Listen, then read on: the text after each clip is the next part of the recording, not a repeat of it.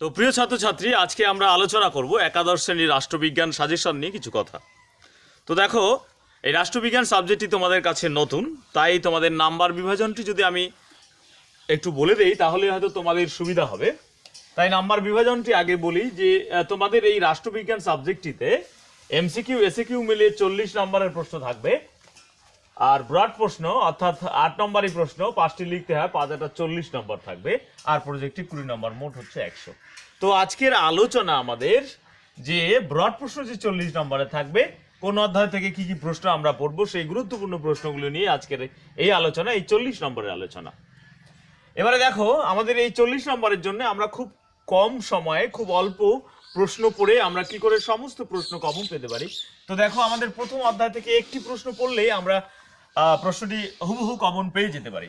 তো আমাদের যে প্রশ্নটি কমপ্লিট করতে হবে, প্রথম অধ্যায়ের রাষ্ট্রবিজ্ঞানের সংজ্ঞা ও পরিধি আলোচনা করো। প্রথম অধ্যায়ের যে প্রশ্নটি সেটি আমাদের পড়তে হবে, রাষ্ট্রবিজ্ঞানের সংজ্ঞা ও পরিধি আলোচনা করো।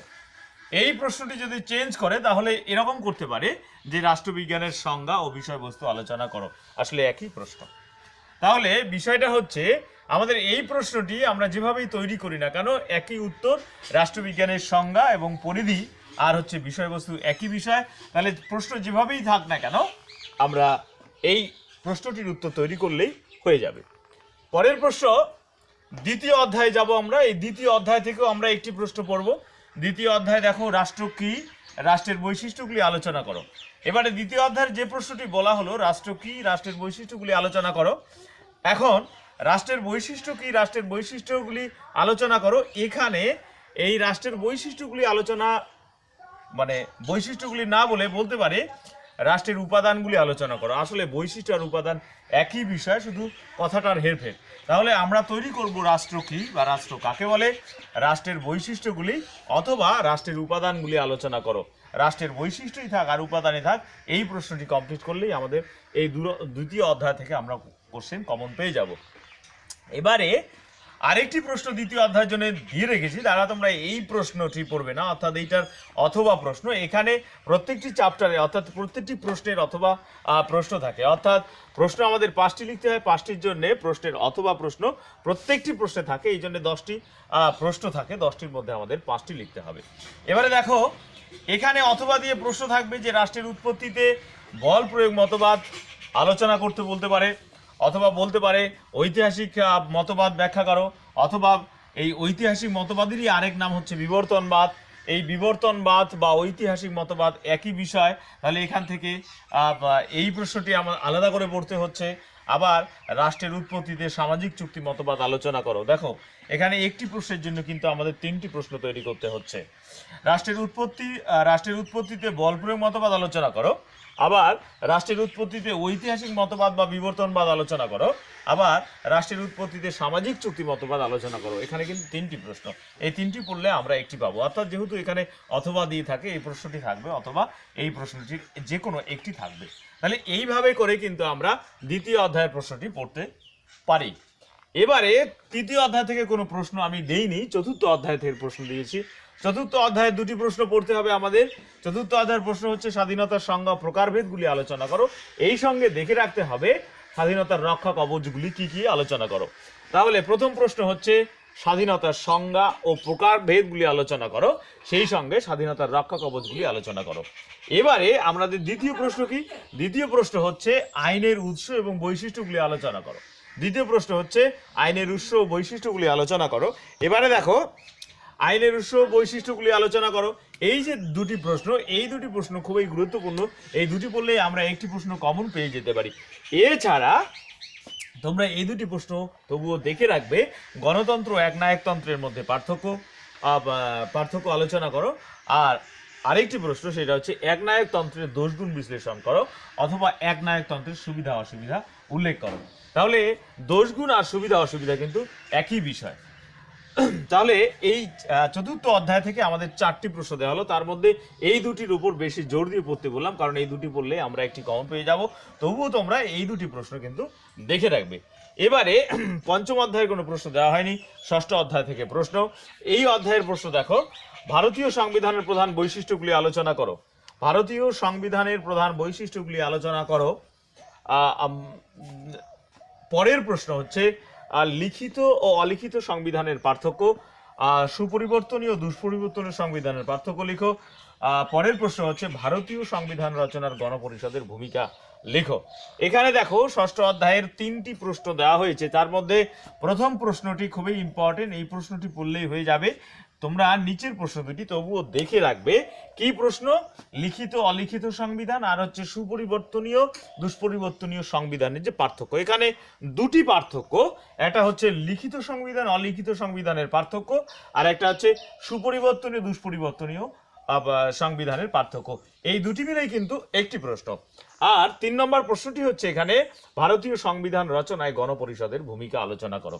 ভারতীয় সংবিধান রচনায় গণপরিষদের ভূমিকা আলোচনা করো। তাহলে ষষ্ঠ অধ্যায় থেকে আমরা একটি প্রশ্ন ভালো করে পড়ব আর এই দুটি প্রশ্ন দেখে রাখবো।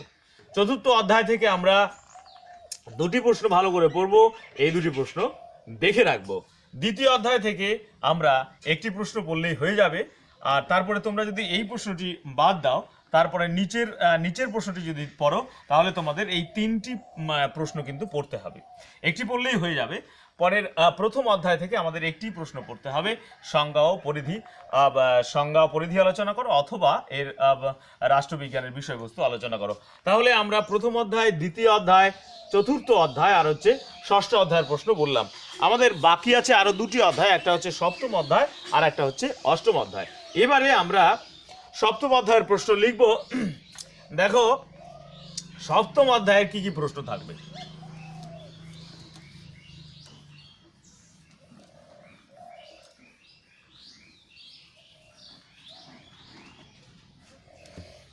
এবারে আমরা লিখবো এখানে সপ্তম অধ্যায়। সপ্তম অধ্যায়ে আমাদের একটি প্রশ্ন পড়লেই হয়ে যাবে। প্রথম প্রশ্ন আমাদের এখানে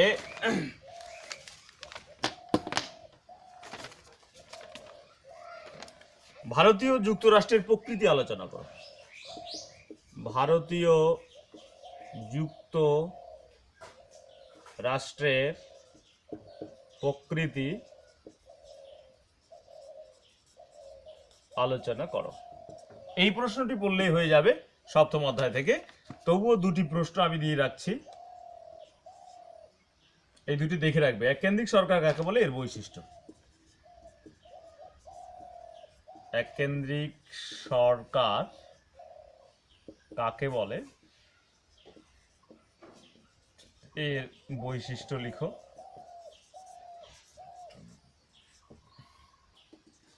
পরের প্রশ্ন হচ্ছে রাষ্ট্রপতি শাসিত সরকারের প্রকৃতি। রাষ্ট্রপতি শাসিত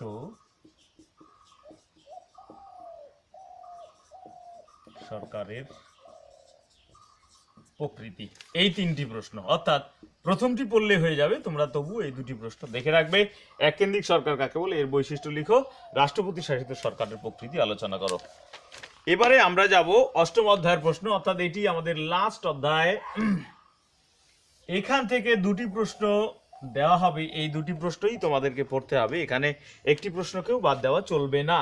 অর্থাৎ দুটি প্রশ্ন এখানে সমান গুরুত্বপূর্ণ, যে কোনো একটি আসতে পারে। কাজেই তোমরা এখানে এই দুটি প্রশ্নের মধ্যে একটি প্রশ্নও বাদ দেবে না। এটা হচ্ছে অষ্টম অধ্যায়ের প্রশ্ন। ভারতীয় সংবিধানের উল্লেখিত মৌলিক কর্তব্যগুলি আলোচনা করো। ভারতীয় সংবিধানে উল্লেখিত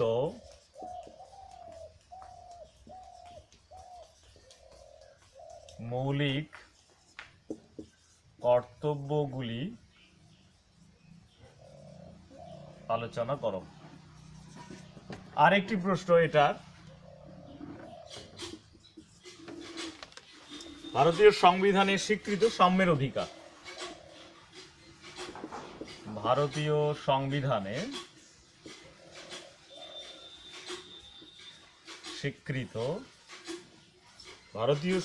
স্বীকৃত সাম্যের অধিকার বর্ণনা করো।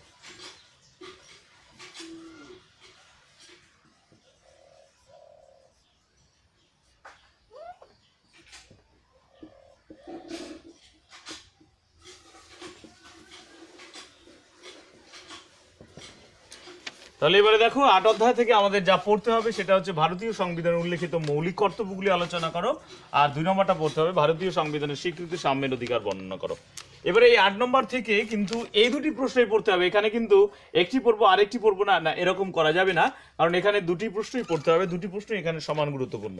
ঠিক আছে, তো এই প্রশ্নগুলো পড়লেই আমরা 5টি প্রশ্ন, সব 5টি প্রশ্নই আমরা কিন্তু লিখতে পারবো। এবারে ছোট প্রশ্নগুলি নিয়ে আলোচনা হতে পারে যদি তোমরা মনে করো, যে যদি তোমরা আগ্রহ প্রকাশ করো যে ক্লাস 11-এর প্রশ্নগুলি নিয়ে, ছোট প্রশ্নগুলি নিয়ে আলোচনা করার জন্য, তাহলেই আমি এই ছোট প্রশ্নগুলো নিয়ে আলোচনা করব, আর না হলে আমি আলোচনা করব না। তো আজকের আলোচনা এ পর্যন্তই রাখলাম, কেমন?